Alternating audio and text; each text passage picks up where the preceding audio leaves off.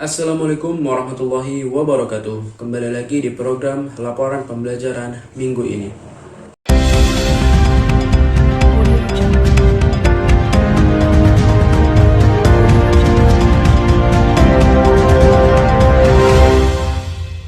Selasa 15 Oktober 2024 merupakan pertemuan perkuliahan mata kuliah Teknik Reportase dan Investigasi Berita yang kelima.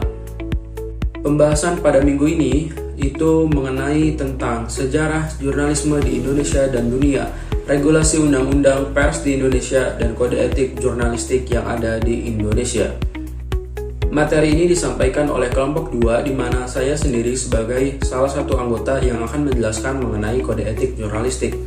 Namun sebelum itu kita akan membahas apa itu jurnalisme. Secara bahasa, jurnalisme terdiri dari gabungan dua kata, yaitu jurnal dan isme. Jurnal adalah buku catatan harian, buku yang dipakai sebagai buku perantara antara buku harian dan buku besar. Menurut KBBI juga mencatat bahwa salah satu pengertian jurnal adalah surat kabar harian, sedangkan isme adalah suatu sistem kepercayaan tertentu atau sifat suatu faham tertentu. Sedangkan jurnalisme itu sendiri adalah, menurut Muhammad Asy'ari menyebutkan bahwa jurnalisme adalah aktivitas mencari informasi akurat mengenai sebuah peristiwa di mana informasi yang didapatkan itu dikemas untuk kemudian disebarkan kepada publik. Dengan demikian dapat dikatakan bahwa jurnalisme adalah bentuk kata kerja dari jurnalistik. Karena jurnalisme bermakna kegiatan yang berlangsung dalam dunia jurnalistik yang meliputi pekerjaan mencari, memperoleh, memiliki, menyimpan, mengolah, dan menyampaikan informasi atau 6M. Kemudian kita masuk mengenai sejarah jurnalisme di dunia. Pertama-tama dalam sejarah Islam, Nabi Nuh juga dianggap sebagai jurnalis pertama ketika Nabi Nuh mengutus burung dara untuk mencari tahu apakah air bah sudah surut. Kemudian burung itu membawa kembali berita sehingga Nabi Nuh dapat memberitahu orang-orang di kapalnya. Sejarah itulah Nabi Nuh dianggap sebagai seorang pencari berita dan penyiar kabar atau wartawan yang pertama kali di dunia. Kemudian sejarah perkembangan jurnalisme di dunia. Jurnalisme telah berkembang seiring waktu, dimulai dari cara berkomunikasi yang sederhana. Namun jurnalisme mulai muncul pada masa pemerintahan Julius Caesar di Romawi sekitar tahun 100 sampai 44 sebelum Masehi. Di sana diumumkan pengumuman resmi di Forum Romanum yang berisi berita dan keputusan penting termasuk Akta Senatus dan Akta Jurna. Akta Senatus yang memuat laporan-laporan singkat tentang sidang senat dan keputusannya, dan Akta Jurna yaitu catatan publik harian yang berisi pesan-pesan resmi dan masalah-masalah yang menjadi kepentingan publik. Istilah ini juga dikenali sebagai Akta Populi dan Akta Publica. Kemudian kita membahas tentang sejarah jurnalisme di Indonesia.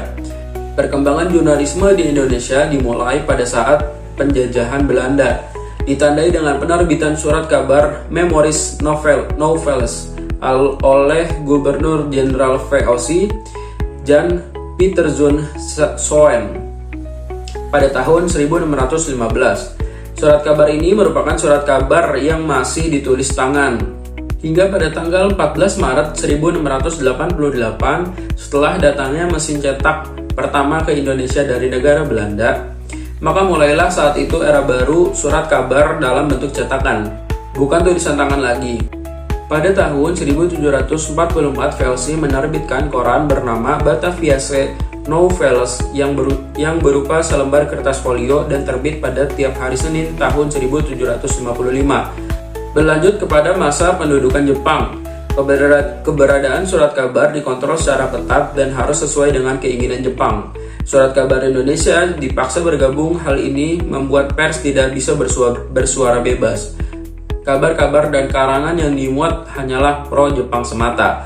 Setelah Indonesia merdeka, pada masa Orde Lama, pers berperan penting dalam mempengaruhi opini publik. Namun pers sering terlibat dalam konflik politik, terutama selama kepemimpinan Soekarno. Kebebasan pers mengalami banyak tantangan dan seringkali dibatasi. Dan di masa Orde Baru dengan datangnya reformasi pada tahun 1998, kebebasan pers mulai terasa. Banyak media baru bermunculan dan Undang-Undang Pers Nomor 40 dikeluarkan untuk melindungi kebebasan pers.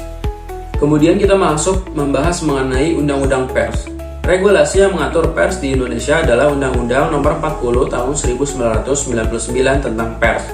Dalam undang-undang ini disebutkan bahwa pers adalah lembaga sosial dan wahana komunikasi massa yang melaksanakan kegiatan jurnalistik meliput, mencari, memperoleh, memiliki, menyimpan, mengolah, dan menyampaikan informasi, baik dalam bentuk tulisan, suara, gambar, dan suara gambar, yaitu Undang-Undang Pers Nomor 40 Tahun 1999. Nah, sekarang kita masuk membahas mengenai kode etik jurnalistik.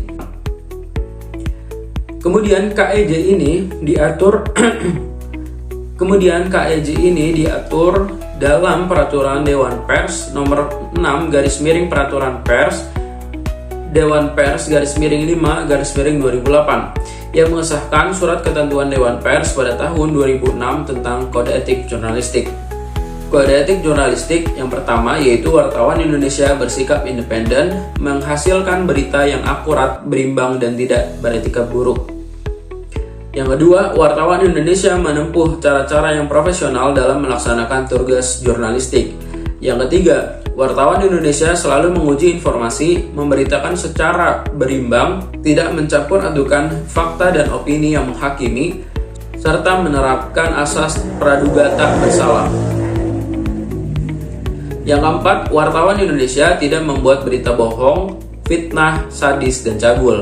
Yang kelima, wartawan Indonesia tidak menyebutkan dan menyiarkan identitas korban kejahatan asusila dan tidak menyebutkan identitas anak yang menjadi pelaku kejahatan. Yang keenam, wartawan Indonesia tidak menyalahgunakan profesi dan tidak menerima suap. Yang ketujuh, wartawan Indonesia memiliki hak tolak untuk melindungi narasumber yang tidak bersedia diketahui identitas maupun keberadaannya, menghargai ketentuan embargo, informasi latar belakang, dan off the record sesuai dengan kesepakatan. Yang kedelapan, wartawan Indonesia tidak menulis dan menyiarkan berita berdasarkan prasangka atau diskriminasi terhadap seorang atas dasar perbedaan suku, ras, warna kulit, agama, jenis kelamin, dan bahasa, serta tidak merendahkan martabat orang lemah, miskin, sakit, cacat jiwa, dan atau cacat jasmani. Yang kesembilan, wartawan Indonesia menghormati hak narasumber tentang kehidupan pribadinya, kecuali untuk kepentingan publik. Yang ke-10, wartawan Indonesia segera mencabut, meralat, dan memperbaiki berita yang keliru dan tidak akurat, disertai dengan permintaan maaf kepada pembaca, pendengar, dan atau pemirsa. Dan yang terakhir, 11, wartawan Indonesia melayani hak jawab dan hak koreksi secara profesional. Mungkin itu saja yang dapat saya sampaikan pada program laporan pembelajaran minggu ini. Sampai jumpa di video berikutnya. Sekian dari saya. Wassalamualaikum warahmatullahi wabarakatuh.